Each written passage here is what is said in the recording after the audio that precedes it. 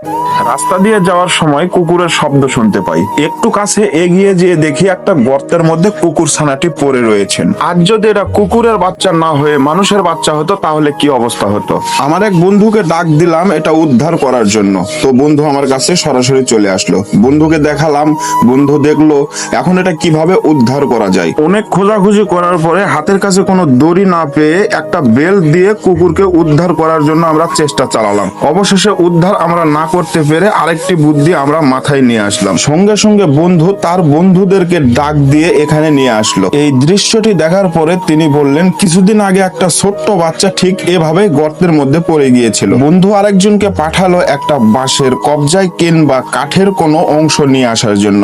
তিনি নিয়ে আসলো। নিয়ে আসার পরে আমরা সবাই মিলে অনেক চেষ্টা চালালাম।